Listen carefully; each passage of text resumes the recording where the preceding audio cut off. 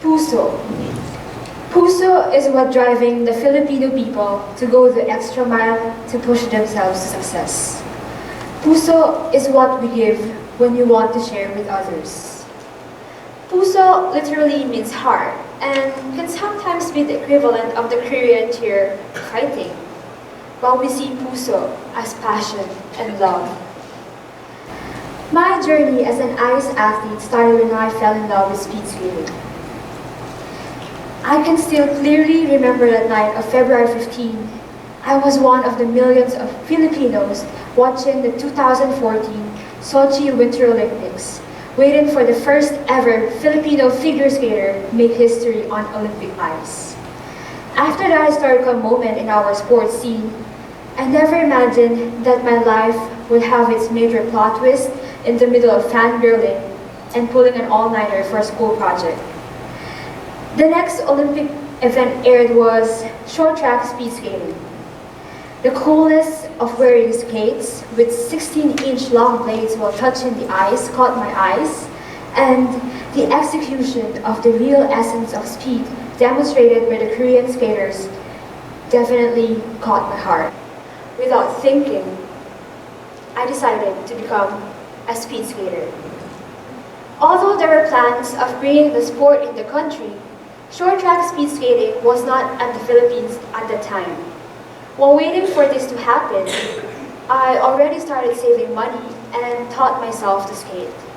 I googled basic ice skating, watched YouTube videos, and spent 4 hours on ice, applying all the drills from the internet, and I went home with 2 huge bruises on my knees. But I told myself, at least you've already started. If you want something, you have to make the impossible possible. And I had never been so ready. Ice rentals in the Philippines are pretty expensive. That's why I practice with my rollerblades. I would wake up 5 in the morning, go to the park and skate, do some dry land exercises before I went to school. I was like this for like 1 year, until I received a 1-year exchange study program scholarship here in Korea. Interestingly, the first thing that I had to do after I got confirmed was to check whether Daejeon had an ice rink or not. Good heavens, it did. And I immediately enrolled myself in a speed skating class for adults. August 2, 2016 was the first time I skated on ice with my speed skates.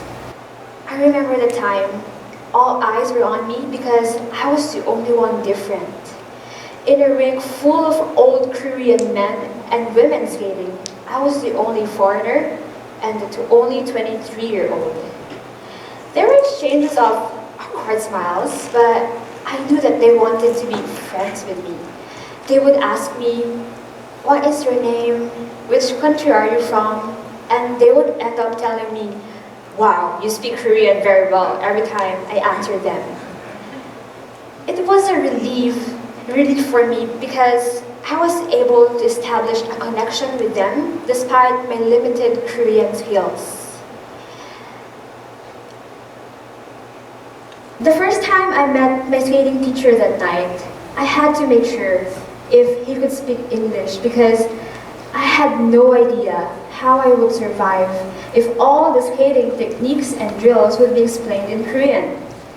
Eventually, I figured out that he could only speak minimal English, like 1, 2, 3, ready, no, no, no, no, and stop. But that didn't stop me from wanting to learn how to skate.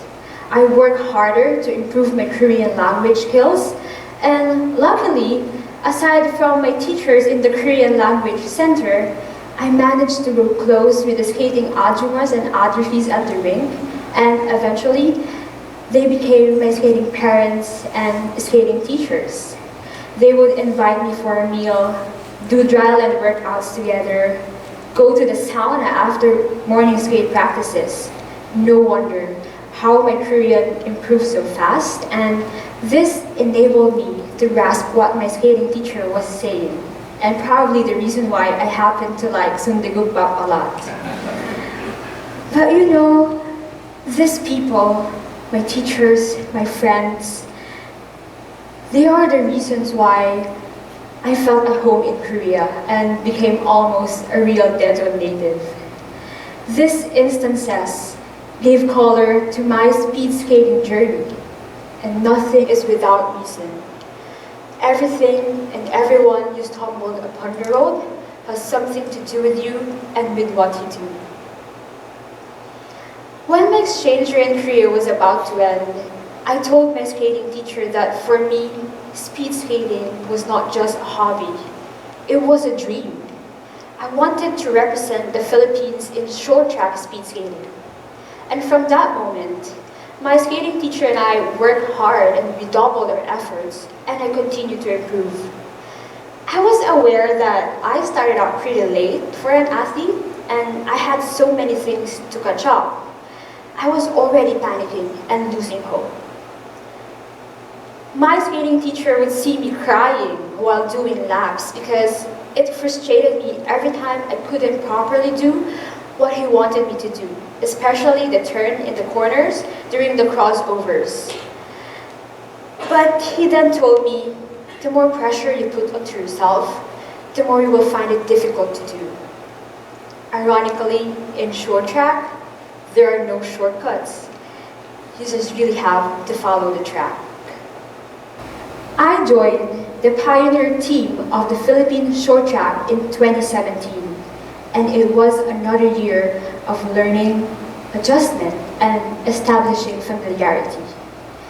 Aside from the fact that I was getting homesick from my life from Korea, the process was more difficult because our team had to rely on having visiting coaches from Korea and the US, and for most of the time, we had to rely on our self-discipline to continue motivating ourselves to train harder and to go out and do workouts. But I guess I was still blessed enough that I have my Korean skating teacher with me. Even though that I was already in Manila, we had this long-distance coaching via Kakao Talk. I would send him videos of me skating, and he would correct me. Daejeon Ice is technically my home ice because that was where my dreams took off. But it is on Manila Ice where I finally began to live my dreams. March 2018 was the whole Philippine team debut for competitive skating, and it was an international one.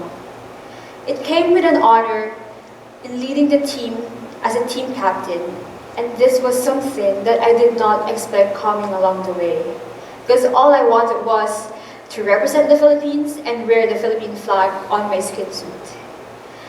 The team didn't disappoint the country in making it proud, and this opened more doors to each of the members to more great opportunities.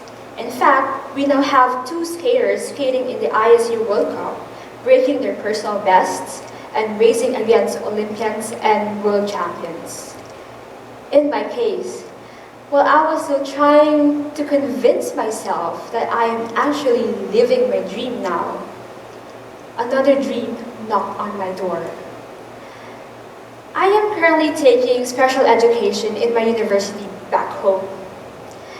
And at first, all I wanted was to become a children's book writer, even though I'm not really into kids. In high school, I was all set to pursue my creative writing in Filipino program, and it happened. But after graduation, it felt like something was missing, something was incomplete. It seemed like I needed to do more in terms of reaching out to the kids.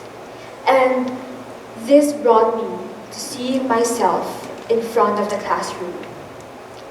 I realized that there would be more stories to hear and write about if I could physically and personally be with the kids. When people used to ask me why special education, words would not come out. I would normally say, just because. I could have chosen other specializations, but there was something in special education.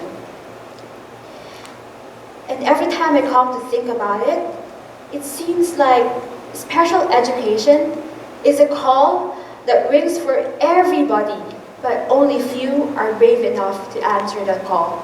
For most people, it is still hard to imagine how much it takes to teach persons with disabilities, the PWDs, those people who are thrown to the margins by the society because they are perceived as different and non-functional. But I guess that's the challenge of being a special educator. You go against the current. Now that I have my sporting career, the question changed. What do you plan to do after graduation?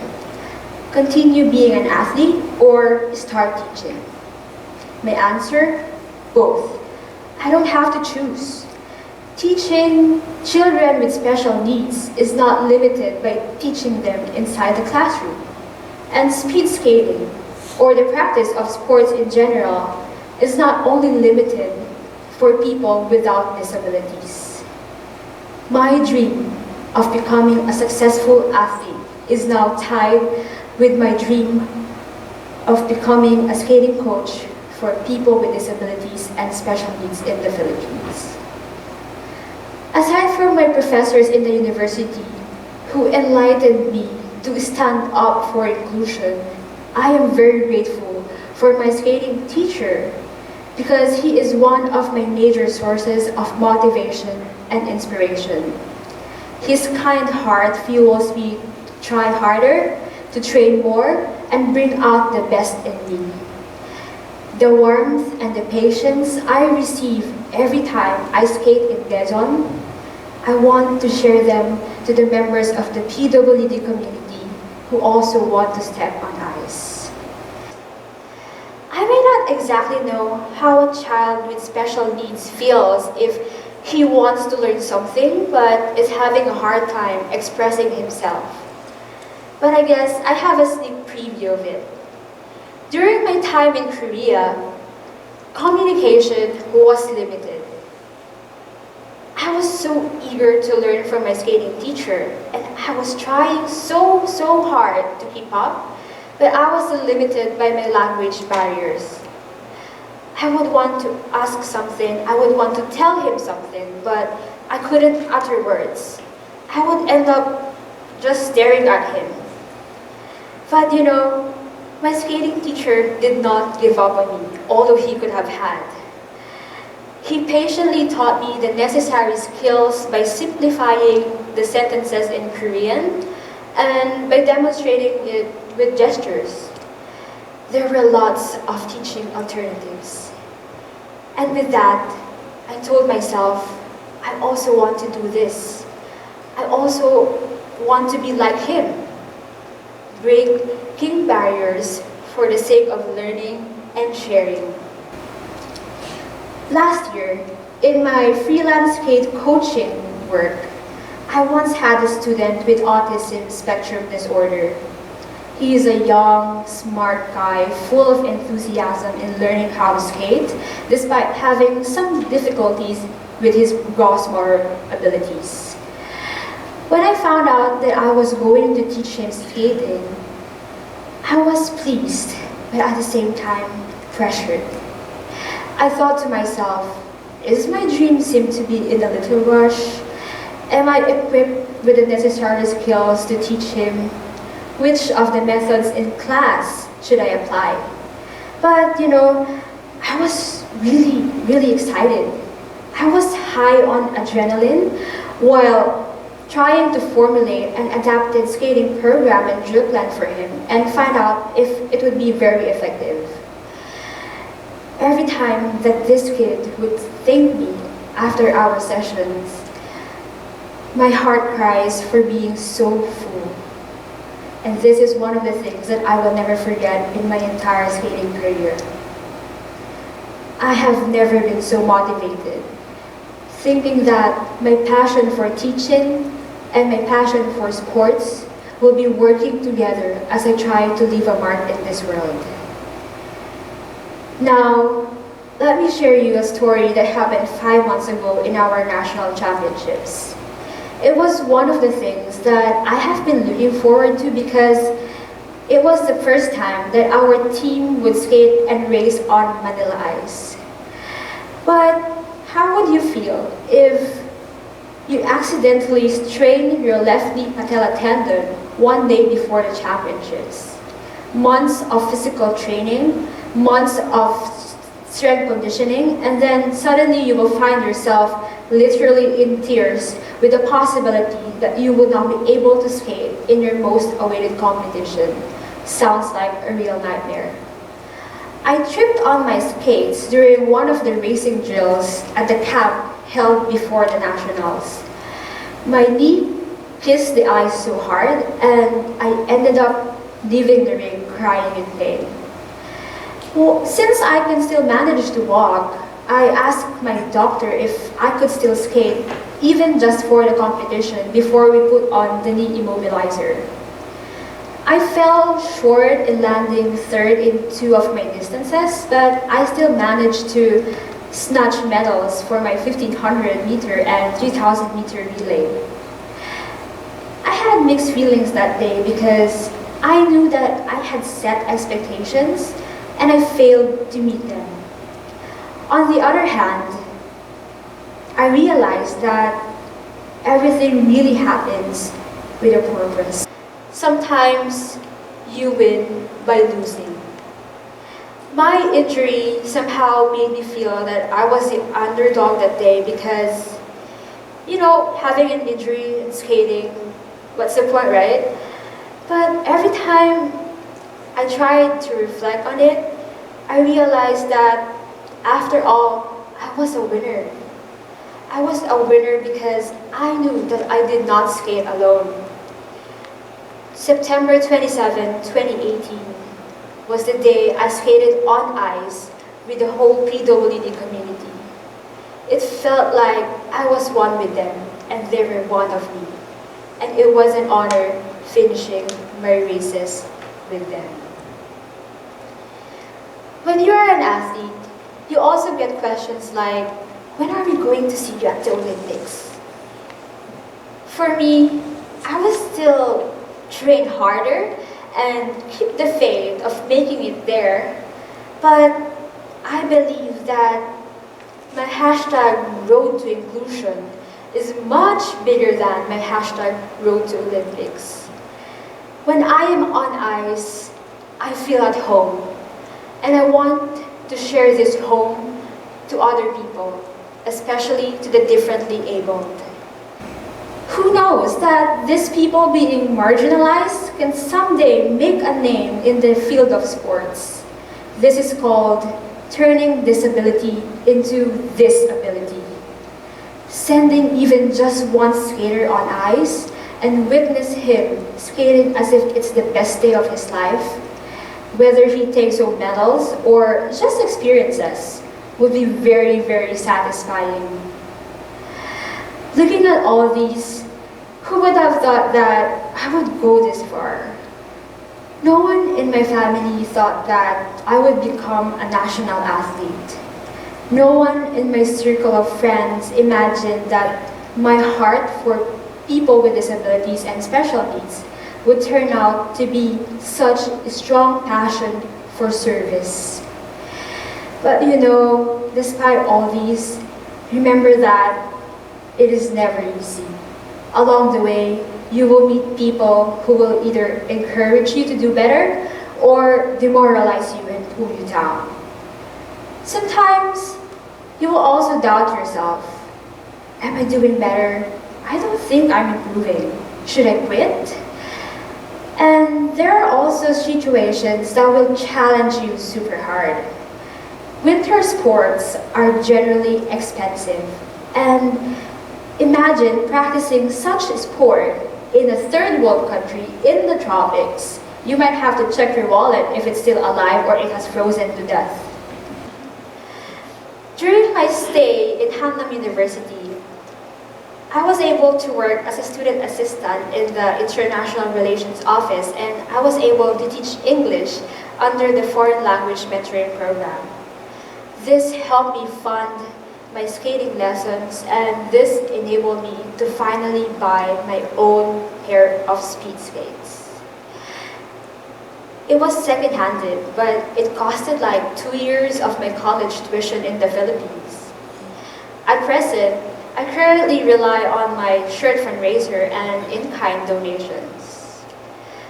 But you know, what we have to do is just trust the process and allow ourselves to discover a lot of things. You don't know what's waiting for you out there. It just comes. And with this, you win by not giving up. Now, going back to Puso, as I leave this stage, I hope you also get to find your Puso, your passion, your heart along the way. Most of the time, people are really hesitant to pursue what their heart truly wants. Some people will end up in a job they don't like just because they need a better pay. Some people will graduate from university without the degree that they want because people told them to be practical. And some people will grow old, full of regrets for not doing the things that they have always wanted to do. What should be done is that you fight for what you want and you go challenge what others want for you. You break their huge expectations by showing them what you can really do. If you have something that you have been dreaming of, or if you have something that you have always wanted to pursue, create your opportunity. Go chase it no matter what it takes. Some people find their true calling a little bit later than most people, but it is okay. You don't have to be in a hurry. As a firm believer of this Confucian saying, I will share it with you. It doesn't matter how slowly you go as long as you don't stop.